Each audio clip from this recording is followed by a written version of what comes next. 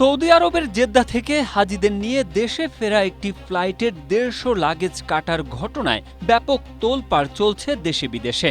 একটি দুটি নয়, ১৫০ লাগেজ কাটা কিভাবে সম্ভব? বিষয়টি গুরুত্বের সঙ্গে নেয় বিমান ও পর্যটন মন্ত্রণালয়। ফলে মন্ত্রণালয়ের নির্দেশে গঠিত হয়েছে একাধিক তদন্ত কমিটিও।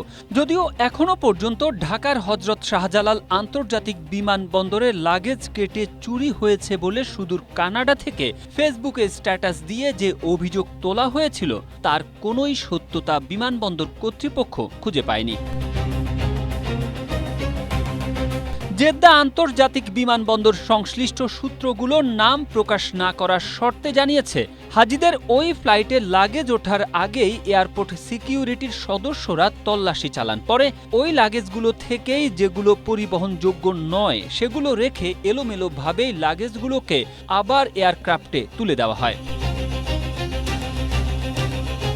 শনিবার বেসামরিক বিমান চলাচল কর্তৃপক্ষের একজন কর্মকর্তা লাগেজ কাটার সর্বশেষ তথ্য জানিয়ে বলেন, বৃহস্পতিবার জেদ্দা থেকে হাজিদের নিয়ে যে ফ্লাইট ঢাকার হযরত শাহজালাল আন্তর্জাতিক বিমানবন্দরে অবতরণ করেছিল সেই এয়ারক্রাফট থেকে লাগেজ নামানো, গাড়িতে তোলা এবং সেগুলো বেল্টে পাঠানো পর্যন্ত প্রতিটি এলাকার সিসিটিভি ফুটেজ বিশ্লেষণ করা হয়। শুধু তাই নয়, বিমানবন্দরের গ্রাউন্ড হ্যান্ডলিংয়েও দায়িত্বরত প্রত্যেকের গায়ে থাকা বডি অন ক্যামেরার ফুটেজও খতিয়ে দেখা হয়।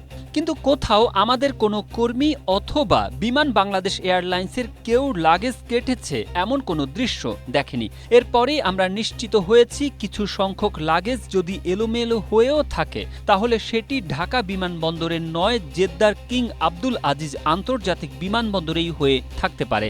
আরও অধিক তদন্তের জন্য জেদ্দা কিং আব্দুল আজিজ বিমানবন্দর কর্তৃপক্ষের কাছ থেকে ভিডিও ফুটেজ সংগ্রহের চেষ্টা করা হচ্ছে। এসব তথ্য জানিয়ে প্রতিবেদন প্রকাশ করেছে দৈনিক নয়া দিগন্ত। Tarek Ahmed, Asia post.